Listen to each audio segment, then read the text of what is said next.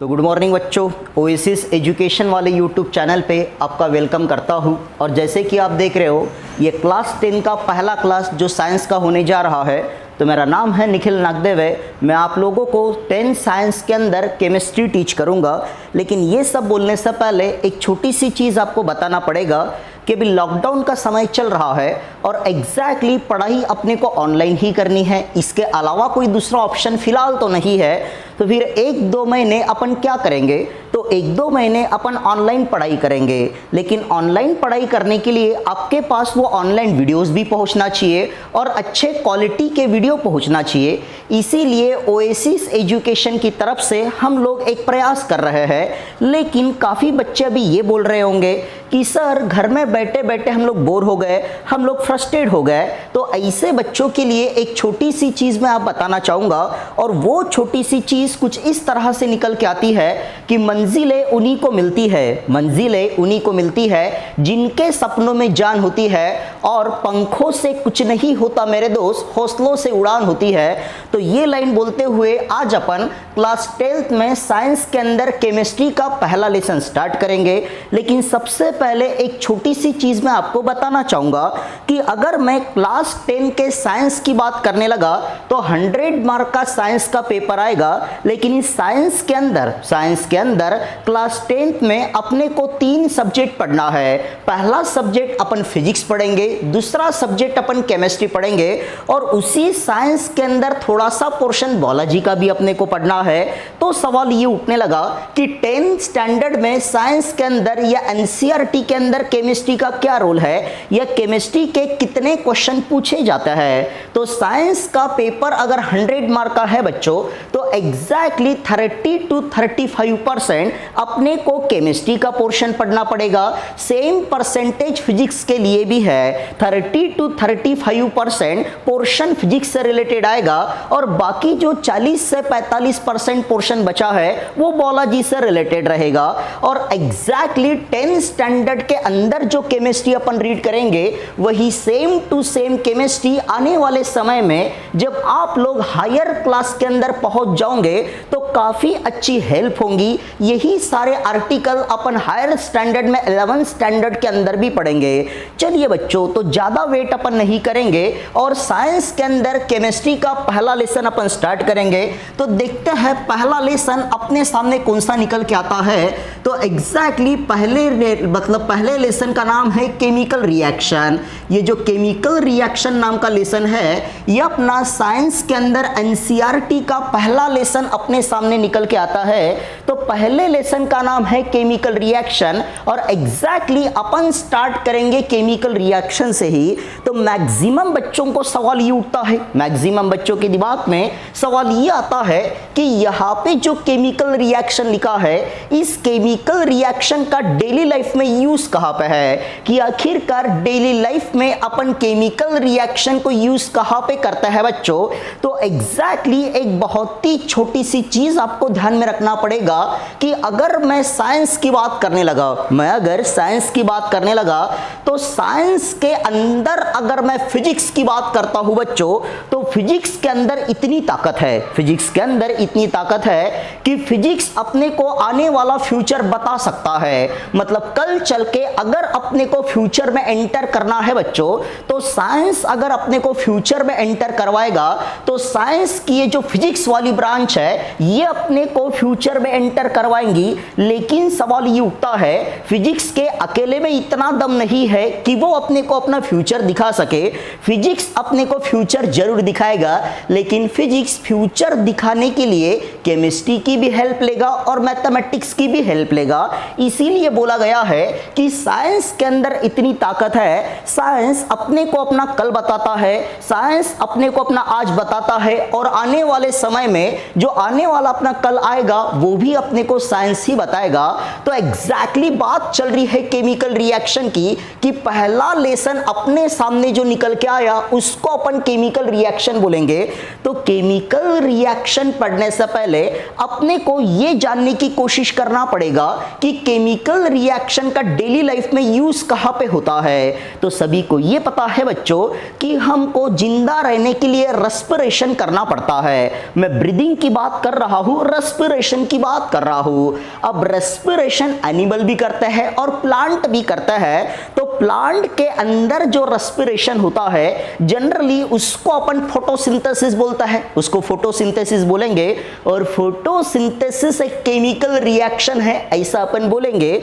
उसी तरह से एनिमल के अंदर जो रेस्पिरेशन होता है उसको अपन ब्रीदिंग बोलेंगे, उसको ब्रीदिंग बोला जाता है।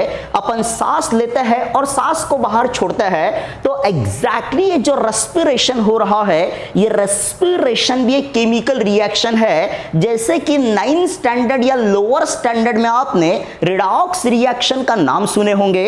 तो सांस का लेना और सांस बाहर छोड़ना ये एक रिडॉक्स रिएक्शन है। अब रिएक्शन कोई भी हो, रिएक्शन कोई भी हो, रिडॉक्स रिएक्शन हो, ऑक्सीडेशन रिएक्शन हो, कंबशन रिएक्शन हो, उन सारे रिएक्शन को अपन केमिकल रिएक्शन बोलेंगे।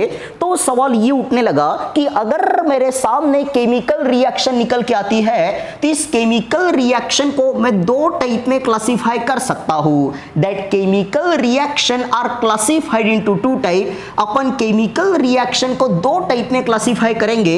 यह केमिकल रिएक्शन को अपन दो टाइप में क्लासिफाई कर सकते हैं ऐसा भी बोल सकता है। तो केमिकल रिएक्शन को मैंने दो टाइप में क्लासिफाई किया, जिसमें से एक को मैंने रिएक्टेंट बोला और दूसरे को मैं प्रोडक्ट बोलूंगा, दूसरे को मैं प्रोडक्ट बोलूंगा।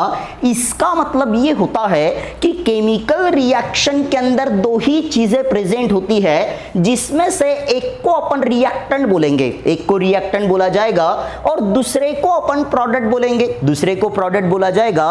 तो सवाल ये उठता है कि आखिरकार किसी रिएक्शन को अपन रिप्रेजेंट कैसे करता है।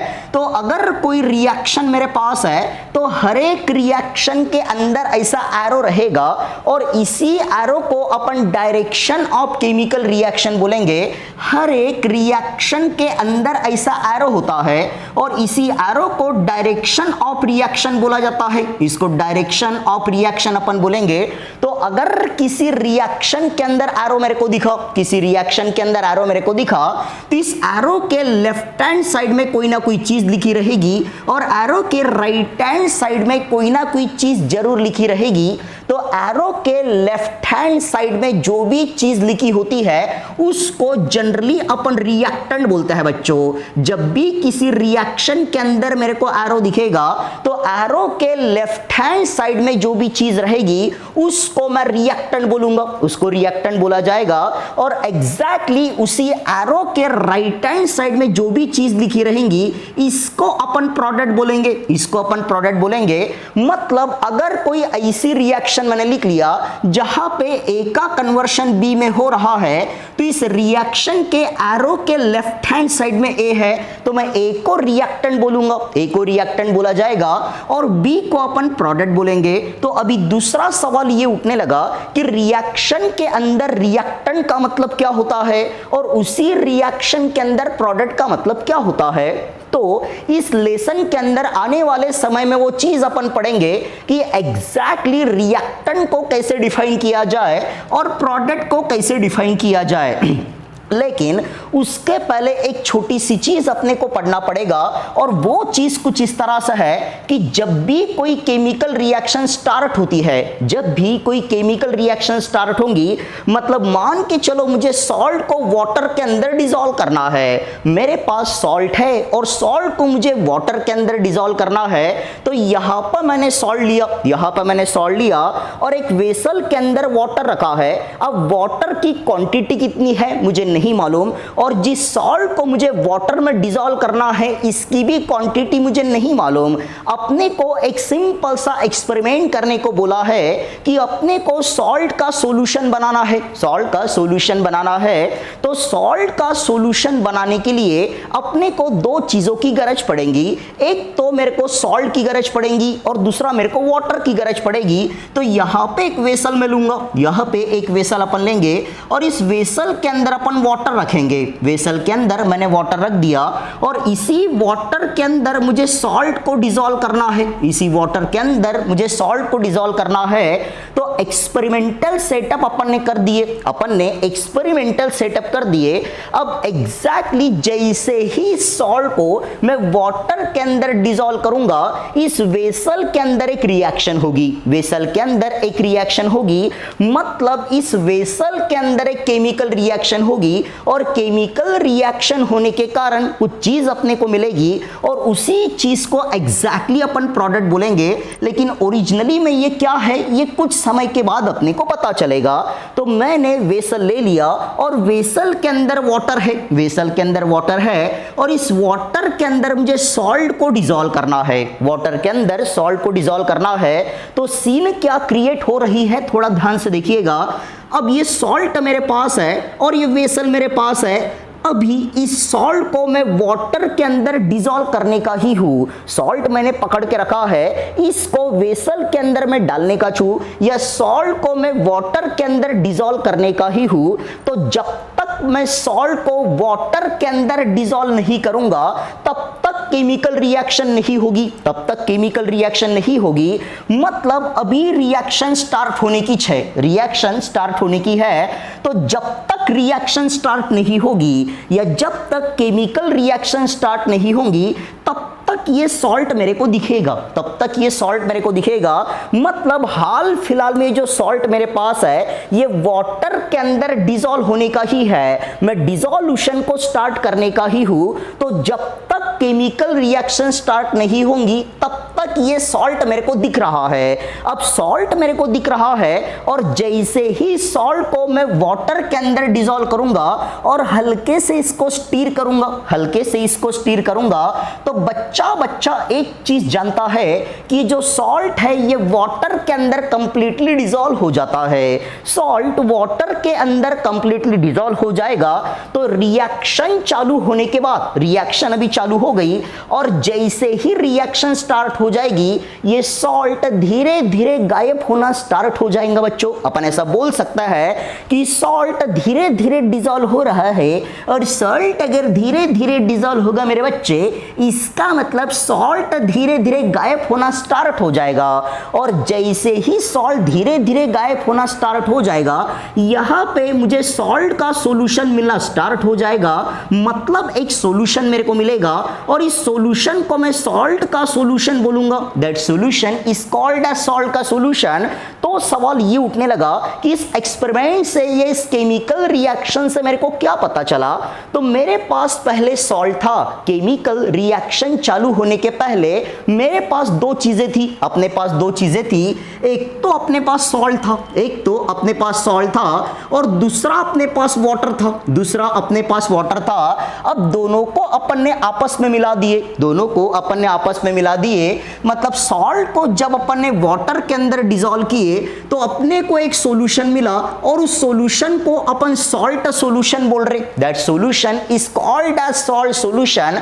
और अभी ही थोड़ी देर पहले मैंने एक चीज बताया कि जब भी रिएक्शन में ऐसा एरो दिखे, जब भी रिएक्शन के अंदर अपने को ऐसा एरो दिखे तो इस एरो के लेफ्ट हैंड साइड में, इस एरो के लेफ्ट हैंड साइड में जो भी चीजें अपने को दिखती है इसको जनरली अपन रिएक्टेंट बोलेंगे, इसको रिएक्टेंट बोला जाएगा।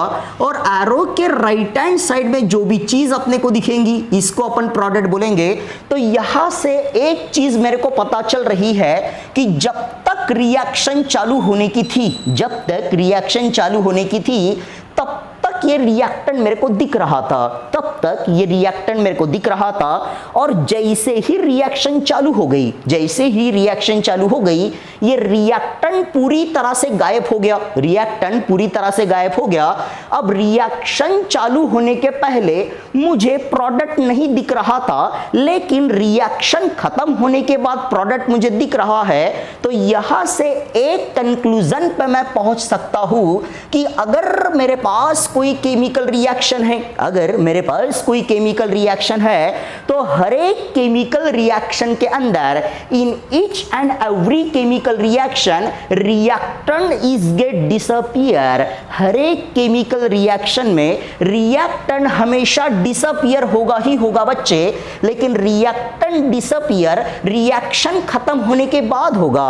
रिएक्शन चालू हो गई, रिएक्शन चालू हो गई तो जैसे जैसे रिएक्शन धीरे धीरे सामने बढ़ेगी वैसे वैसे रिएक्टेंट डिसअपियर होगा और प्रोडक्ट अपीयर होगा।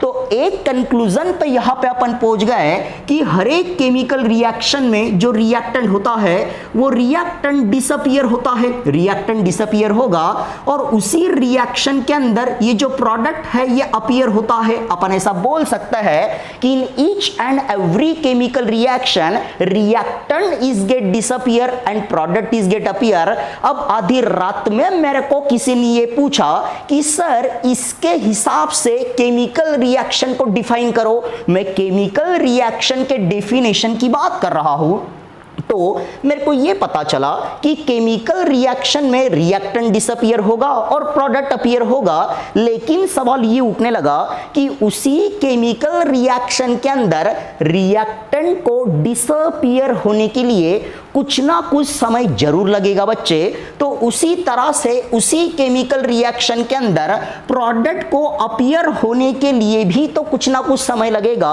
और ऐसे ही समय को अपन रेट ऑफ रिएक्शन बोलेंगे, ऐसे ही समय को रेट ऑफ रिएक्शन बोला जाएगा।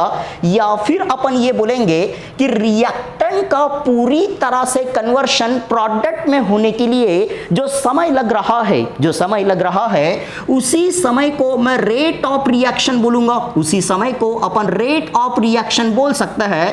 तो ये जो रेट ऑफ रिएक्शन मेरे सामने निकल के आता है, क्या इस रेट ऑफ रिएक्शन को मैं वेलोसिटी ऑफ रिएक्शन नहीं बोल सकता मेरे बच्चे? हाँ बराबर, इसी रेट ऑफ रिएक्शन को अपन वेलोसिटी ऑफ रिएक्शन भी बोल सकते हैं और इसी वेलोसिटी ऑफ रिएक्शन को अपन स्पीड ऑफ रिएक्शन भी बोल सकते हैं। इसका मतलब ये हुआ, इसका मतलब ये हुआ कि केमिकल रिएक्शन को खत्म करने के लिए या केमिकल रिएक्शन को कंप्लीट होने के लिए जो समय लगेगा उस समय को अपन रेट ऑफ रिएक्शन बोलेंगे। उसी रेट ऑफ रिएक्शन को मैं वेलोसिटी ऑफ रिएक्शन भी बोल सकता हूं और उसी वेलोसिटी ऑफ रिएक्शन को अपन स्पीड ऑफ रिएक्शन भी बोल सकता है। तो अभी इतना डिस्कशन करने के बाद, इतना डिस्कशन करने के बाद अभी अपन अपने मेन आर्टिकल पे आ जाएंगे कि आखिरकार चैप्टर का नाम केमिकल रिएक्शन है, चैप्टर का नाम केमिकल रिएक्शन है। तो अभी अपने को इसी केमिकल रिएक्शन को डिफाइन करना पड़ेगा कि आखिरकार केमिकल रिएक्शन का डेफिनेशन अपने सामने क्या निकल के आता है, अपन उसकी बात करेंगे। तो केमिकल रिएक्शन का बहुत ही सिंपल सा डेफिनेशन है बच्चों, the reaction in which reactant get disappear and product get appear with respect to time is called as chemical reaction. मतलब एक ऐसी रिएक्शन जहां पे रिएक्टेंट डिसअपियर होता हो और प्रोडक्ट अपीयर होता हो कुछ ना कुछ समय के साथ, उसी को अपन केमिकल रिएक्शन बोलेंगे। मतलब केमिकल रिएक्शन को यहां पर मैं डिफाइन करने लगा तो इसको मैं डिफाइन करूंगा the reaction in which, the reaction in which यहां पर मैंने लिखा the reaction in which reactant get disappear. मतलब एक ऐसी रिएक्शन जहां पे रिएक्टेंट डिसअपियर होगा, रिएक्टेंट डिसअपियर होगा। The reaction in which reactant get disappear and product get appear, and product get appear. अब रिएक्टेंट तो डिसअपियर हुआ और प्रोडक्ट अपीयर हुआ, प्रोडक्ट अपीयर हुआ, लेकिन बच्चों रिएक्टेंट को डिसअपियर होने के लिए और प्रोडक्ट को अपीयर होने के लिए जरूर कुछ ना कुछ समय लगेगा, जरूर कुछ ना कुछ समय लगेगा। तो अपन बात उसी समय की कर रहे हैं, the reaction in which reactant get disappear and product get appear with respect to time, with respect to time, यहां पे विथ रिस्पेक्ट टू टाइम मैंने लिखा is called as chemical reaction. तो ये केमिकल रिएक्शन का बहुत ही सिंपल सा definition अपन ने लिख दिए कि एक ऐसी रिएक्शन जहां पे रिएक्टेंट डिसअपियर होगा और प्रोडक्ट अपीयर होगा समय के साथ साथ, उसी को अपन ने केमिकल रिएक्शन बोले। तो ये केमिकल रिएक्शन का बहुत ही सिंपल सा डेफिनेशन हुआ। अब केमिकल रिएक्शन को डिफाइन करने के बाद नेक्स्ट आर्टिकल अपने को बहुत ही इंपॉर्टेंट आर्टिकल पढ़ना है बच्चों, जिसको अपन क्लासिफिकेशन ऑफ केमिकल रिएक्शन बोलेंगे या जिसको अपन टाइप्स ऑफ केमिकल रिएक्शन भी बोल सकता है। लेकिन क्योंकि ये अपना आज का पहला लेक्चर है, यह आज का अपना पहला लेक्चर है, साइंस के अंदर केमिस्ट्री का पहला लेक्चर होने के कारण बच्चों के दिमाग के ऊपर भी ज्यादा जोर में नहीं देना चाहता, इसीलिए बच्चों आज का लेक्चर अपन अपना यहीं पे खत्म करेंगे। लेकिन लेक्चर खत्म करने से पहले एक छोटी सी चीज मैं आप लोगों को फिर से बताना चाहूंगा कि मैक्सिमम बच्चों के फोन हमको आए और मैक्सिमम बच्चों ने ये बोले कि सर क्लास चालू क्यों नहीं करते, कि महर्षि क्लास के क्लास चालू हो गए, रॉयल पब्लिक के क्लास चालू हो गए, सेंट पीटर के क्लास चालू हो गए, लेकिन ओएसिस इंटरनेशनल स्कूल के क्लास अभी तक चालू होने के थे। तो हम लोग वेट कर रहे थे, हमको लग रहा था आज लॉकडाउन खुलेगा, कल लॉकडाउन खुलेगा, लेकिन अभी लॉकडाउन खुलने के कोई चांसेस हमको नहीं दिख रहे और लाइव क्लास भी हम लोग नहीं ले सकते, इसीलिए ऑनलाइन प्लेटफॉर्म हम लोग आपको प्रोवाइड कर रहे हैं। तो ऑनलाइन प्लेटफॉर्म प्रोवाइड तो कर रहे हैं, लेकिन मैक्सिमम बच्चों को वहां पे भी तकलीफ है कि सर ऑनलाइन में चीजें हमको समझ में नहीं आती, या ये आर्टिकल समझ में नहीं आया, वो आर्टिकल समझ में नहीं आया, जिसके कारण मैक्सिमम 10 स्टैंडर्ड के बच्चे फ्रस्ट्रेशन में चले गए हैं बच्चों। तो फ्रस्ट्रेट अपने को नहीं होना है, अपने को सब्र रखना है, अपने को सब्र रखना है, मतलब अपने को इंतजार करना है। इसीलिए बहुत ही अच्छे शायर ने एक बहुत ही अच्छी चीज बोला है कि अपने को हौसला अगर रखना है तो एक छोटी सी चीज मैं आप लोगों को बताऊंगा कि रख हौसला वो मंजर भी आएगा, रख हौसला वो मंजर भी आएगा, प्यासे के पास चल के समंदर भी आएगा। बच्चों आप लोगों को हौसला रखना है कि आज नहीं कल अपने लाइव क्लासेस चालू होंगे ही होंगे, लॉकडाउन खुलेगा ही खुलेगा। इसीलिए तो बोला गया है कि रख हौसला वो मंजर भी आएगा, प्यासे के पास चल के समंदर भी आएगा, और यू रूट करना बैठ मंजिल के मुसाफिर, मंजिल भी मिलेगी और जीने का मजा भी आएगा। तो बस ये लाइन बोलते हुए इस आज के लेक्चर को मैं यहीं पे खत्म करता हूं, फिर मिलता है अपन अपने नेक्स्ट वीडियो के अंदर। तब तक के लिए थैंक यू वेरी मच।